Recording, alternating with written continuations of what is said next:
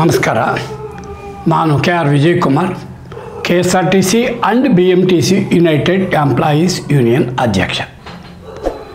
ಇವತ್ತು ತಮ್ಮ ಮುಂದೆ ಭಾಳ ಒಂದು ವೈರಲ್ ಆಗಿರುವಂತಹ ವಿಚಾರವನ್ನು ತಗೊಂಡು ಬಂದಿದ್ದೇನೆ.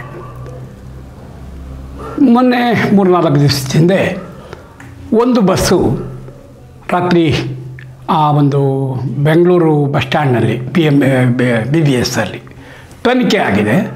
ಅಲ್ಲಿ ಒಬ್ಬ ಪ್ರಯಾಣಿಕ ಟಿಕೆಟ್ ತೊಗೊಂಡಿಲ್ಲ ಅಂತೇಳಿ ಸಿಕ್ಕಿಬಿದ್ದಿದ್ದಾನೆ. ಅವನು ಒಂದು ₹5 ಅಥವಾ ₹6 ಟಿಕೆಟ್ಟು ತೊಗೋಬೇಕಾಗಿತ್ತು. ತೊಗೊಳ್ಳಿಲ್ಲ ಅನ್ನೋ ಕಾರಣಕ್ಕೆ ಆ ಬಸ್ ಎಲ್ಲಿಂದ ಹೊರಟಿದೆಯೋ ಅಲ್ಲಿಂದ ಲೆಕ್ಕ ಹಾಕಿ ₹420 ದಂಡ ವಸೂಲಿ ಮಾಡಿ ಅವ್ರಿಗೆ ಕಂಡಕ್ಟರ್ಗೆ ₹42 ಅಮೌಂಟಿದ್ದು ಒಂದು ಕೇಸ್ ಬರೆದಿದ್ದಾರೆ. ಹಣ ತೊಗೊಂಡಿಲ್ಲ, ಟಿಕೆಟ್ ಕೊಟ್ಟಿಲ್ಲ ಅಂತ. ಆ ಹಿನ್ನೆಲೆಯಲ್ಲಿ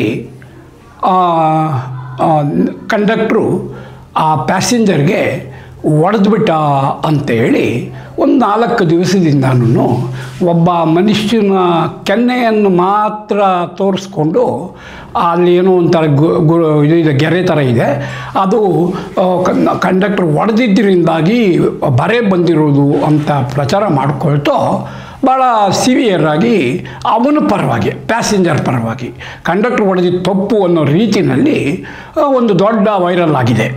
ಎಲ್ಲರೂ ಅದ್ರ ಬಗ್ಗೆ ಮಾತಾಡ್ತಿದ್ದಾರೆ, ಅದು ನಡೀತಿದೆ. ನಾನು ಅವರನ್ನು ಕಂಡಕ್ಟರನ್ನು ಪತ್ತೆ ಮಾಡಿ ಎಲ್ಲ ವಿಚಾರಿಸಿದೆ. ಹೊಡೆದಿಲ್ಲ ಅಂತ ಹೇಳ್ದೆ. ಆಗಿದ್ದ ಮೇಲೆ ಅದೇನೋ ಗೆರೆ ಇದ್ದಂಗೆ ಇದೆಯಲ್ಲ, ಅದೇನೋ ನಮ್ಗೆ ಗೊತ್ತಿಲ್ಲ. ಹವೆವರ್ ನಾನು ಹೊಡೆದಿಲ್ಲ, ಆದರೆ ಜೋರು ಮಾಡಿದ್ದು ನಿಜ. ಯಾಕೆ ನೀನು ಟಿಕೆಟ್ ತೊಗೊಳ್ಳಿಲ್ಲ, ಮತ್ತು ನೀನು ಆ ಮೊದಲನೇ ಊರು ಬಸ್ಸಲ್ಲಿಂದ ಹೊರಟು ಅಲ್ಲಿಂದ ಪೆನಾಲ್ಟಿ ಅಷ್ಟು ಕೊಡಬೇಕಾಕೆ ಇತ್ಯಾದಿಯಾಗಿ ಮಾತನಾಡಿದೆ ಅಷ್ಟೇ. ಏನೇ ಆಗಲಿ, ಇವತ್ತು ಅವನನ್ನು ಈ ಸೆಕ್ಯೂರಿಟಿ ಆ್ಯಂಡ್ ವಿಜಿಲೆನ್ಸ್ ಏನು ಅಧಿಕಾರಿಗಳಿದ್ದಾರೆ, ಅವರ ಡ್ರೈವರು ಮತ್ತು ಕಂಡಕ್ಟ್ರು ಇಬ್ಬರು ಬರಬೇಕು, ಇಲ್ಲಿ ಹೇಳಿಕೆ ಕೊಡಬೇಕು ಇತ್ಯಾದಿ ಅನ್ನೋ ಹೇಳಿದ್ದಾರಂತೆ. ಆಮೇಲೆ ಇದು ಪೊಲೀಸದು ಕಂಪ್ಲೇಂಟ್ ಸಹ ಆಯಿತು. ಅಲ್ಲಿ NCR ಮಾಡಿ ವಾಪಸ್ ಕಳಿಸಿದ್ದಾರೆ ಇದನ್ನೇನು. ಯಾಕೆಂದರೆ ಹೊಡೆದಿದ್ದಕ್ಕೆ ಅಲ್ಲಿ ಅಧಿಕೃತವಾಗಿ ಆ ಬಸ್ನಲ್ಲಿರುವ CCTVನಲ್ಲಾಗಲಿ ಇವರು ತೆಗೆದಿರೋ ವಿಡಿಯೋದಲ್ಲಾಗಲಿ ಎಲ್ಲಿನೂ ಇಲ್ಲ. ಆದ್ದರಿಂದ ಅದು ನಡೀತಾ ಇದೆ.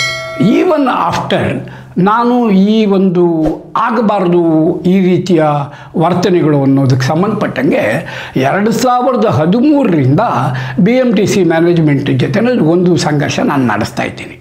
ಅದರದ್ದು ಬಗ್ಗೆ ವಿವರಿಸೋಕ್ಕೆ ಮತ್ತು BMTC ಮ್ಯಾನೇಜ್ಮೆಂಟು ನೌಕರರು ಮತ್ತು ಏನು ಪ್ರಯಾಣಿಕರು ಹೊಡೆದಾಡೋ ಅಂತ ಮಾಡಿರುವ ಈ ಒಂದು ದುರುದ್ದೇಶದ ಕ್ರಮಗಳನ್ನು ಟೀಕಿಸೋದಕ್ಕೆ ನಾನು ಇಲ್ಲಿ ಬಂದಿದ್ದೇನೆ. ನಾನು ಹೇಳ್ತೇನೆ, ಇದು ಒಂದು ಸರ್ಕಾರಿ ಆದೇಶ, ಗೌರ್ಮೆಂಟ್ ಆಫ್ ಕರ್ನಾಟಕ ಹೊರಡಿಸಿರೋದು. ದಿನಾಂಕ 6/3/13. ಅಲ್ಲಿ ಇದ್ರ ನಂಬರೆಲ್ಲ ಇದೆ. ಅದರಲ್ಲಿ ಏನು ಹೇಳ್ತಾರೆ ಅಂತಂತಂದರೆ, ಈ ಪ್ರಯಾಣಿಕರಿಗೆ ಟಿಕೆಟ್ಟು ಪಡೆದಿದ್ದಾಗ ದಂಡ ವಿಧಿಸುವುದಕ್ಕೆ ಯಾರ್ಯಾರಿಗೆ ಅಧಿಕಾರ ಇದೆ ಮತ್ತು ಎಷ್ಟು ದಂಡ ವಿಧಿಸಬೇಕು ಇತ್ಯಾದಿ ವಿವರಣೆ ಇದರಲ್ಲಿದೆ. ಇದರಲ್ಲಿ ಮುಖ್ಯವಾಗಿ ವಿಷಯ ಏನಪ್ಪ ಅಂತಂತಂದರೆ, ಈಗ ಈ ಕೇಸ್ನಲ್ಲಿ ₹6 ಅಂದರೆ ₹60 ದಂಡ ತೆಗೆದುಕೊಂಡು ಕಂಡಕ್ಟ್ರಿಗೆ ₹6 ಹಣ ತೊಗೊಂಡಿಲ್ಲ, ಟಿಕೆಟ್ ಕೊಟ್ಟಿಲ್ಲ ಅಂತ ಒಂದು ಆರೋಪ ಪತ್ರ ಜಾರಿ ಮಾಡಬೇಕಾಗಿತ್ತು. ಅದಕ್ಕೆ ಬದಲಾಗಿ ಅವ್ರು ಏನು ಮಾಡಿದರು ಅಂದರೆ, ಬಸ್ಸು ಹೊರಟ ಸ್ಥಳದಿಂದ ಹಿಡಿದು ಮೆಜೆಸ್ಟಿಕ್ ಬಸ್ ಸ್ಟ್ಯಾಂಡ್ ಸಿಕ್ಕಿಬೀಳೋವರೆಗೂ ₹42 ಬಸ್ ಚಾರ್ಜ್ ಆಗುತ್ತೆ.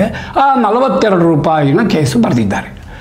ಆಮೇಲೆ ಬಸ್ಸು ಸ್ಟ್ಯಾಂಡ್ನಲ್ಲಿ ಇಳಿಯುವ ಪ್ರಯಾಣಿಕರು ಬರೋಷ್ಟೊತ್ತಿಗೆ ಆಸ್ ಪರ್ ನಮ್ಮ ದಾಖಲೆಗಳ ಪ್ರಕಾರ ನಿಲ್ ಅಂದರೆ ಪ್ರಯಾಣಿಕರು ಯಾರೂ ಇರಲ್ಲ ಅಂತ ಒಂದು ಬರುತ್ತೆ. ಈ ಗುರುತರವಾದ ಅಂತ ತೀರ್ಮಾನ ಮಾಡೋಕ್ಕೆ ಎಷ್ಟು ಜನ ಪ್ರಯಾಣಿಕರಿದ್ದರು, ಆ ಪ್ರಯಾಣಿಕರ ಪೈಕಿ ಎಷ್ಟು ಜನ ಹಣ ಕೊಟ್ಟು ಟಿಕೆಟ್ ಕೊಟ್ಟು ತೊಗೊಂಡಿಲ್ಲ ಅಥವಾ ಹಣನೂ ಕೊಡದೆ ಟಿಕೆಟು ತೊಗೊಳ್ದೆ, ಈಗ ಏನೇನೋ ಅದರದ್ದು ಒಂದು ಪ್ಯಾರಾಮೀಟ್ರ್ ಇದೆ. ಈ ಪ್ಯಾರಾಮೀಟ್ರ್ ಪ್ರಕಾರ ಬಸ್ನಲ್ಲಿ ಪ್ರಯಾಣಿಕರು ಯಾರೂ ಇಲ್ಲದಿದ್ದ ಸಂದರ್ಭದಲ್ಲಿ ಒಬ್ಬ ಪ್ರಯಾಣಿಕ ಅದು ಪ್ರಾರಂಭದಿಂದ ಕಡೆವರೆಗೂ ಅಂದರೆ ₹42 ಟಿಕೆಟ್ ಕೊಟ್ಟಿಲ್ಲ ಮತ್ತು ಹಣ ತಗೊಂಡಿಲ್ಲ ಅಂದರೆ ಅದು ನಮ್ಮ BMTCಯ ಇದ್ರ ಪ್ರಕಾರ ORMC outstanding red mark case ಆಗುತ್ತೆ. ಅದ್ರ ಮೇಲೆ ಚಾರ್ಜ್ ಶೀಟ್ ಕೊಡ್ತಾರೆ. ನಿಯಮ 23 ಪ್ರಕಾರ ಎನ್ಕ್ವೈರಿ ಆಗುತ್ತೆ. ಆಮೇಲೆ ಶೋಕಾಸ್ ನೋಟಿಸ್ ಇಶ್ಯೂ ಮಾಡ್ತಾರೆ. ಮೇಜರ್ಸ್ ಪನಿಷ್ಮೆಂಟು ಇನ್ಕ್ಲೂಡಿಂಗ್ ಡಿಸ್ಮಿಸಲ್ ಸಹ ಸೇರಿದಂತೆ ಮೇಜರ್ ಪನಿಷ್ಮೆಂಟ್ ಕೊಡ್ಬೋದು. ಹಾಗೆ ಪನಿಷ್ಮೆಂಟ್ ಕೊಡುವಂತಹ ಕೇಸು ಇದು ಆಗಿದ್ದರೆ ಸರಿಯಲ್ಲ.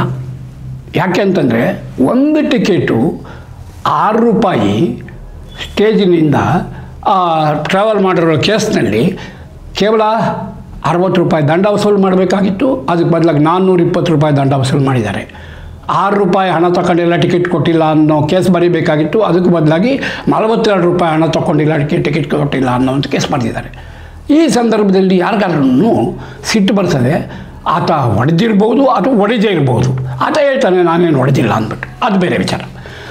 ಇದೆಲ್ಲಕ್ಕೂ ಕಾರಣ ಏನಾಗಿದ್ದು, BMTCಯ ಈ ತನಿಖಾ ವ್ಯವಸ್ಥೆಯಲ್ಲಿನ ದುರುದ್ದೇಶ, ನೀಚತನ, ದಬ್ಬಾಳಿಕೆ, ಕಿರುಕುಳ ಮೂಲ ಕಾರಣ ಅಂತ ನಾನು ಹೇಳ್ತೇನೆ. ನಾನು ಹೇಳೋದು ಸ್ಪಷ್ಟವಾಗಿ ಆ ಗೌರ್ಮೆಂಟ್ ಆರ್ಡರ್ನಲ್ಲಿ ಲೀಗಲ್ ಫೇರ್ ಎಷ್ಟು ಅದಕ್ಕೆ ಎಷ್ಟು ದಂಡ ವಿಧಿಸಬೇಕು ಅನ್ನೋದಕ್ಕೆ ಸಂಬಂಧಪಟ್ಟಾಗೆ legal fare will be fare from the originating point to the point where traveller without ticket or pass was caught ಅಂತ ಇದೆ. ಅಂದರೆ ಹೊರಟ ಸ್ಥಳದಿಂದ ಸಿಕ್ಕಿಬೀಳುವ ಸ್ಥಳದವರೆಗೆ ಆಗುವ ಪ್ರಯಾಣ ದರದ 10 ಪಟ್ಟು ಇಲ್ಲವೇ ಮ್ಯಾಕ್ಸಿಮಮ್ 500 ರೂಪೀಸ್ ದಂಡ ವಿಧಿಸಿ ಅದೇ ರೀತಿ ನಿರ್ವಾಹಕರ ವಿರುದ್ಧ ಆರೋಪ ಹೊರಿಸಬೇಕು ಅಂತ ಇದ್ದರೆ ಇವರು ಬಸ್ ಹೊರಟ ಸ್ಥಳದಿಂದ ಲೆಕ್ಕ ಹಾಕ್ತಾ ಇದ್ದಾರೆ. ನಾನು ಪ್ರಯಾಣಿಕನ ಮೇಲೆ ದಂಡ ಹಾಕ್ತೀರಾ, ಬಸ್ಸಿನ ಮೇಲೆ ದಂಡ ಹಾಕ್ತೀರಾ ಅಂತ. ಆಗ ಜಯಪ್ರಕಾಶ್ ಅಂತ ಹೇಳಿ CSVO ಇದ್ದರು. ಅವ್ರನ್ನ ಕೇಳಿದಾಗ ಹೌದೌದು ಪ್ರಯಾಣಿಕನ ಮೇಲೆ ದಂಡ ವಿಧಿಸೋದು ಅಂತ ಹೇಳಿ ಅವರು ಅಧಿಕೃತವಾಗಿಯೇ ಆವತ್ತಿಂದ ನಿನ್ನೆ ಪ್ರಯಾಣಿಕ ಎಲ್ಲಿ ಹೊರಡ್ತಾನೋ ಎಲ್ಲಿ ಸಿಕ್ಬೀಳ್ತಾನೋ ಅಲ್ಲಿಗೆ ಎಷ್ಟು ಫೇರ್ ಆಗುತ್ತೋ ಅಷ್ಟು ಮಾತ್ರ ದಂಡ ವಸೂಲು ಮಾಡಿ, ಅದಕ್ಕೆ ಸರಿಯಾಗಿ ದಂಡ ವಸೂಲು ಮಾಡಿ ಮತ್ತು ಅಷ್ಟೇ ಕೇಸ್ ಬರೀಲಿ ಅಂತೇಳಿ ಅವರು ಇನ್ಸ್ಟ್ರಕ್ಷನ್ ಕೊಟ್ಟಿದ್ರು. ಇದುವರೆಗೂ ನಡೀತಿತ್ತು. ಈಗ ಇನ್ನೊಬ್ಬರು ಬಂದಿದ್ದಾರೆ, ಅವರು ಜಯಪ್ರಕಾಶ್ ಬದಲಾಗಿ ಯಾರು ಶಿವಪ್ರಕಾಶ್ ಅಂತ ಹೇಳ್ಕೊಂಡು ಇವರು ಬಂದ ಮೇಲೆ ಅವರೊಂದು ಆರ್ಡರ್ ಹೊರಡಿಸಿದ್ದಾರೆ ಕನ್ನಡದಲ್ಲಿ. ಅದು ಇಂಗ್ಲೀಷ್ನಲ್ಲಿರೋದ್ರಿಂದ ಪ್ರಯಾಣ ಆರಂಭಿಸಿದ ಸ್ಥಳದಿಂದ ಅನ್ನೋದನ್ನು ಬಸ್ಸು ಅಥವಾ ಪ್ರಯಾಣಿಕ ಅಂತ ಒಂದು ನಿಗದಿ ಮಾಡದೆ ಅದರ ಪ್ರಕಾರ ಇನ್ಸ್ಟ್ರಕ್ಷನ್ ಏನಪ್ಪ ಅಂದರೆ ನೀವೆಲ್ಲೇ ತನಿಖೆ ಮಾಡಿ ಬಸ್ಸು ಎಲ್ಲಿಂದ ಹೊರಟಿದೆಯೋ ಅಥವಾ ಬಸ್ಸು ಎಲ್ಲಿಗೆ ತಲುಪುತ್ತೋ ಅಷ್ಟು ಲೆಕ್ಕ ಹಾಕಿ ಅಷ್ಟಕ್ಕೆ ದಂಡ ವಸೂಲು ಮಾಡಿ ಮ್ಯಾಕ್ಸಿಮಮ್ 500 ವಸೂಲು ಮಾಡಿ ಕೇಸ್ ಬರೀರಿ ಅಂತ.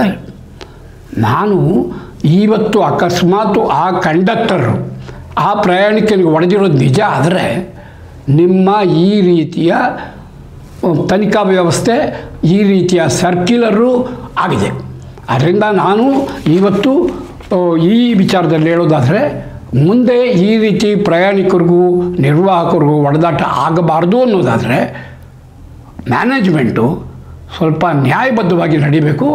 ಆ ಸರ್ಕ್ಯುಲರ್ ಏನಾದರೂ ಇದ್ದರೆ ಅದರಲ್ಲಿ ಸ್ಪಷ್ಟವಾಗಿ ಪ್ರಯಾಣಿಕ ಹೊರಟ ಸ್ಥಳದಿಂದ ಪ್ರಯಾಣಿಕ ಸಿಕ್ಕಿ ಬೀಳುವ ಸ್ಥಳದವರೆಗೆ ಆಗುವ ಪ್ರಯಾಣ ದರದ 10 ಪಟ್ಟು ಅಥವಾ 500 ರೂಪಾಯಿಗಳಷ್ಟೇ ದಂಡ ವಸೂಲು ಮಾಡಬೇಕು ಮತ್ತು ಅದೇ ರೀತಿ ನಿರ್ವಾಹಕರ ವಿರುದ್ಧ ಆರೋಪ ಹೊರಿಸಬೇಕು ಅನ್ನೋ ಒಂದು ಆದೇಶ ಹೊರಡಿಸಬೇಕು ಅಂತ ಈ TVಯ ಮುಖಾಂತರ ಈ ಸಂದರ್ಭದಲ್ಲಿ ನಾನು ಒತ್ತಾಯಿಸ್ತೇನೆ. ಖಂಡಿತವಾಗಿ ನಿರ್ವಾಹಕರು ಇನ್ನು ಮೇಲೆ ಪ್ರಾಮಾಣಿಕವಾಗಿ ಕೆಲಸ ಮಾಡುವಾಗಲೂ ಅತಿರೇಕದ ಆರೋಪಗಳು ಹೊರಿಸುವ ಒಂದು ಪದ್ಧತಿಯನ್ನು BMTC ಕೂಡಲೇ ಕೈಬಿಡಬೇಕು ಅಂತ ಈ ಸಂದರ್ಭದಲ್ಲಿ ಒತ್ತಾಯಿಸ್ತೇನೆ. ನಮಸ್ಕಾರ.